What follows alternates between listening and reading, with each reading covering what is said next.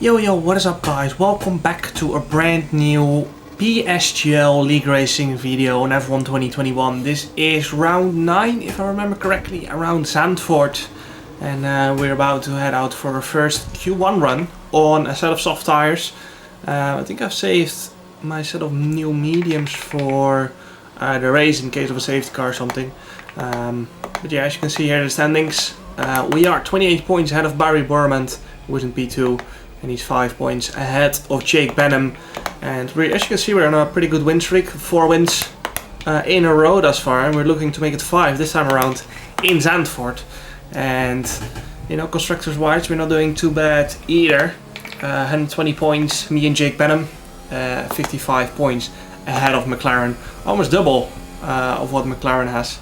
And, yeah, Zandvoort. F1 Esports, one of my worst results of this season around Zandvoort. Qualifying, I just didn't have the pace, even though I didn't make any mistakes. I just wasn't the pace. So today, the biggest aim is to get qualifying right, because you know this is off season for F1 Esports. I still want to improve myself and see what went wrong. Personally, I felt like setup-wise is what we were lacking in Zandvoort. Some tracks in F1 Esports, it felt like the setup was good, but then we just didn't have the pace. So I practiced quite a bit for this track, not as much as I did earlier on my win streak, simply because I've got other competitions coming up on different platforms, like R Factor or Assetto Corsa, so I have to focus on that as well. But still, after F1 Esports, I had this little thought of what went wrong with the setup. And I try to adapt myself driving wise for it, but also the setup of course. So we're looking to do a lot better today. And as you can see, pretty tidy first sector so far. Turn 1, turn 4, all good and tidy. And we're gonna try and get into Q2 on one set of tires, of course, as that makes our life easier in Q2 and Q3. 24.222. It's pretty good for Q1 in Sector 1, but in F1 Esports it was the middle sector I mainly was struggling on. I think I went purple in F1 Esports in the last sector, but I lost too much time in the middle. So if you can only gain a little bit of time back in that middle compared to F1 Esports, then we're already doing very good. Into the final sector then. Wasn't a great middle sector, to be honest. As you can see, a bit out of shape in that final chicane as well. And Danny Bresnay goes to P1 with a 109.617. And out of the final corner, we're going to take a short line to start finish. And it is going to be a 109.577, but that's not good enough. Luckily for us, we had enough fuel to go again, which I did. I did a cooldown lap, went again, same set of tires, and it pushes P2 right behind Barry Bormand, who had pole position here in F1 Esports, so he is the benchmark for the session. Eventually we dropped down to P5, but a lot of other people had to use 2 sets of tires compared to just me and Barry using 1 set of tires. I don't know who else only went through in 1 set. And well, going into Q2 now, this is our final run in Q2. My second new set of tires, the first one I felt like was not good enough. You can see 0.425. I felt like that was not gonna be enough, so I had to go again, and it means we're only going to get 1 new set for Q3, which puts the pressure on the last run, of course, but tire wear is not very high around Zandvoort, so you can get away with doing your first run on a set of used tires. And into Sector 2 we go 0.195 first sector, which is pretty fast, but you can see in the right-hander just washed out wide but understeer. And now we need to try and win some of the time back. 110 up. Going into the final sector, and as you can see we're currently P6, so we might be safe actually, but I still wanted to make sure that I finish this lap just in case. And as you can see, going through the final corner now, 110 up, and that surely is going to be enough to get into Q3. And you can see it's fastest lap as well, 109.297. 400 set of the Alvaro Caraton. Barry Bormand only used 1 new set of tires, so he has the advantage going into that final sector. He has the upper hand here. Shockers, Daniela Lat and Shanika Clay both out in Q2. And finishing our first lap in Q3 now. Used set of tires, of course, because we only have one new set remaining. Not too bad for a set of tires. It's a 109.330, so I'm very, very happy with that. Because that's just solid.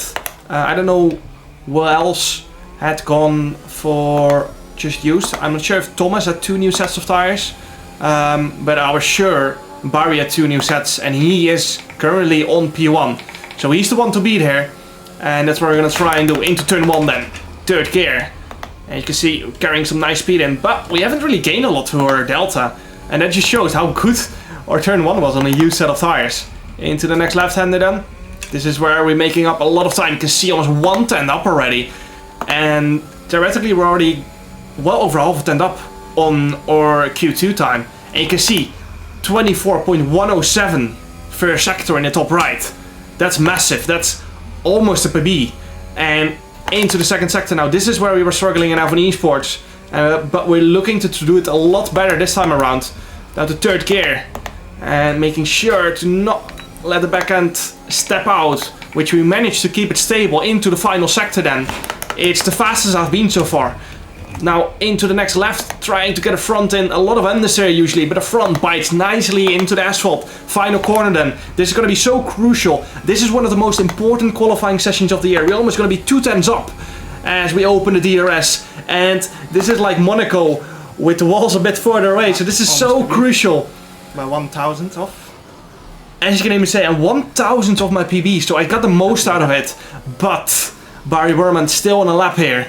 And he's gonna try and knock us down the order, of course. Thomas Ronhaar, Ruben Pedreno, all still on a lap. So this is gonna be a very tight end. Barry Berman doesn't manage to improve on our time. Now it's up to Thomas Ronhaar. Can he improve on us? That's the question here. Up to the finish line. Now he's gonna open the DRS shortly.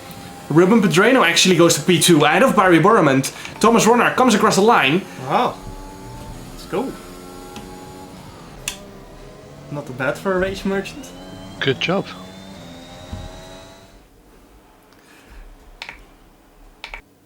And gets P2. So it's a 1-2 for the Dutchies around Zandvoort. And you can see how close it was. Top 5 separated by 500ths of a second. And as I said, track position is so important around here. You could see in my Avon Esports video, I just couldn't get past people. It took me 20 laps to get past one person.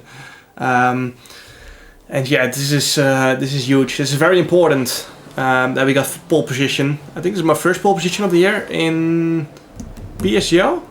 I'm not sure actually, but it's definitely the most important one of the season to get pole position together with Monaco.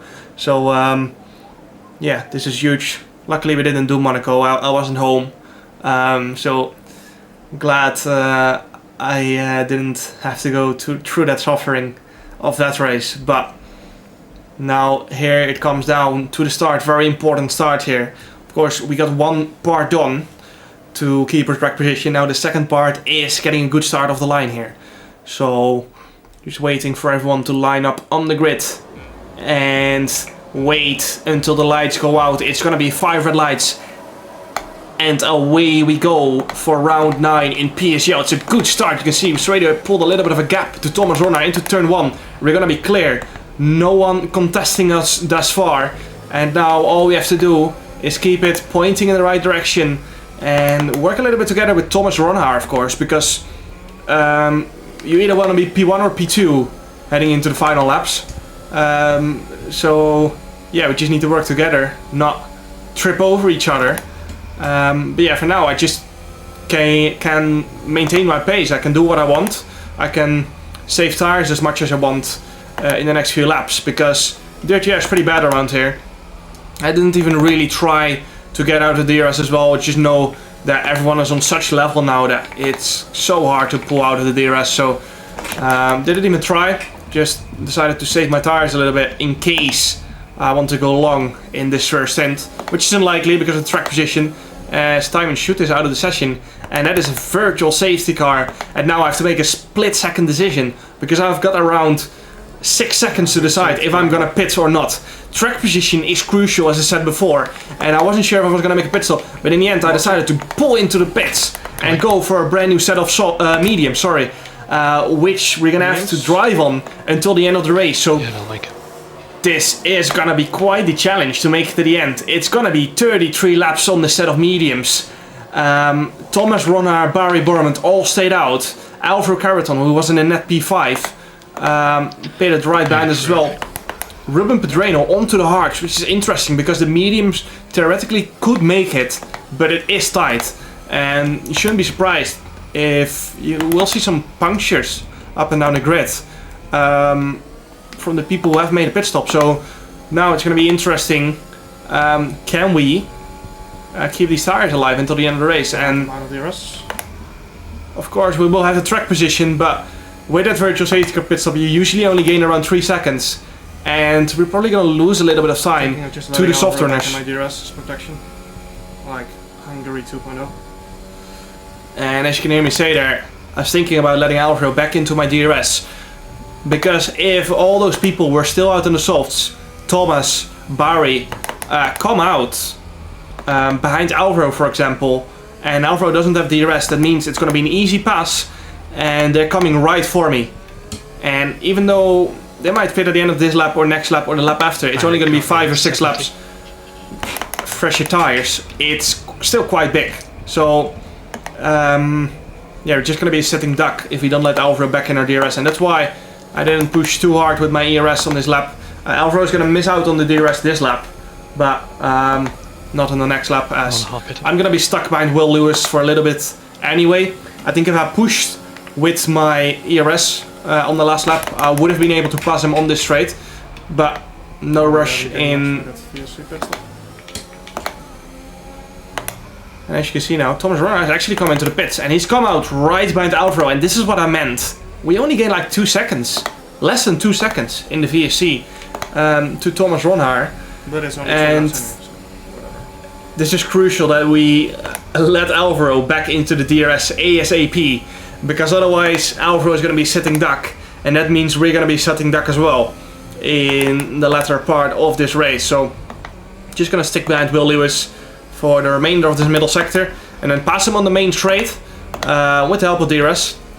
Of course, we still have a lot of battery. If I wanted, I could pull out the DRS from Alvaro, but as I said, we're going to be sitting duck to Thomas Ronnaar. So now, coming into the final corner, Alvaro is going to get DRS on the main straight. He's 7 tenths behind. So will we, as Barry Bormand coming into the pits now. So it's going to be interesting to see where he will come out. Will he be right behind Thomas Ronnaar, or will he be behind Johnny Tormela in a net P5? As you can see, we already got past him into turn 1, and Barry Bormand just behind Johnny Tormela coming out of the pits. And I think Johnny at this point might be out of DRS, but Will Lewis on that older set of hards is gonna be struggling in the middle sector, and that way Johnny managed to get back into the DRS. Now on to lap 24. You can see Shanaka Clay, last one to pit from the Outer Strategy runners, going from mediums to softs, and he is gonna be coming out quite far back, of course, but on a new set of softs, of course, compared to us on 20 lap old, well over 20 lap old mediums actually. So the past few laps, or the past 15 laps, have been pretty chilled. As I'm leading, I can just control the pace and save tires as much as I want. Sometimes I had to push a little bit with the ERS on the main straight to try and stay ahead of Alvaro, who was getting pushed by Thomas.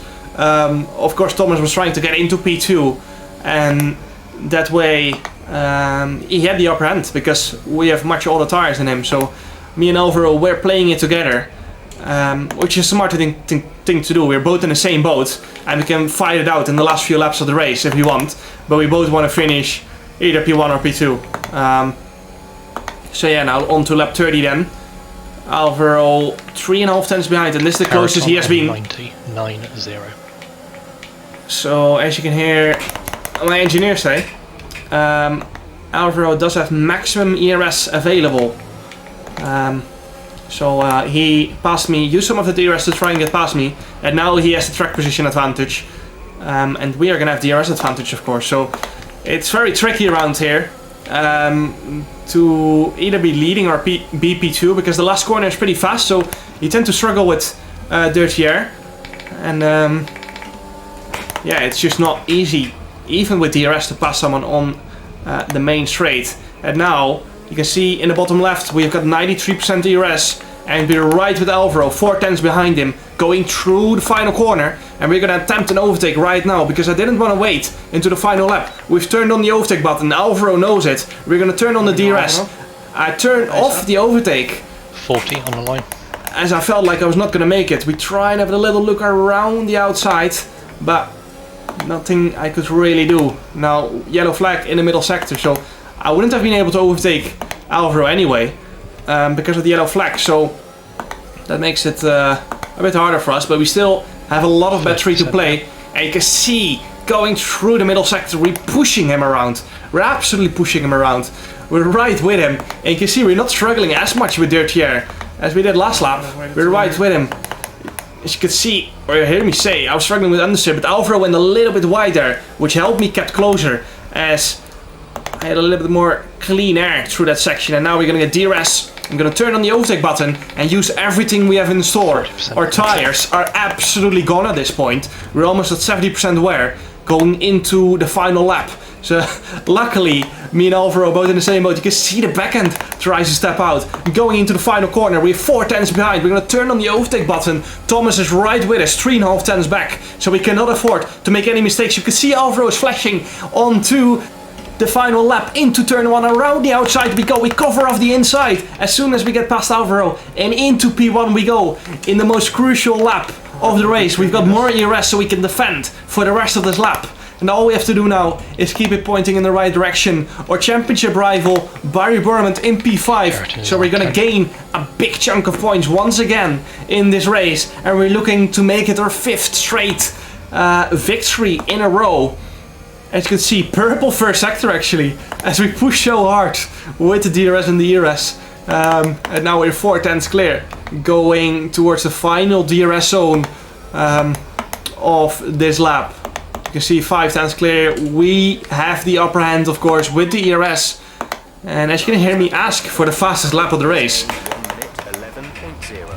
1 minute 11.0. I'm still pushing for it, but my tires just didn't want to help again. As yeah, well, 33-year-old lap mediums. It wasn't gonna work anymore. Middle sector, we just lost too much time, and it's gonna be our 5th victory of the season and the 5th victory in a row. 11.5 in the end. We didn't get fastest lap, unfortunately, but yeah, we tried our best. And as you can see there, Alvaro P2, Thomas P3, Johnny P4, Barry Wormand dropping out of the points after getting a penalty for a pit entry infringement. So that sees Jake Benham elevating himself up to P6. And Patrick Sipos into the points, I think so. Ruben Pedreno, you can see he was right behind us after the pit stop phase in P10, which is probably P9 now.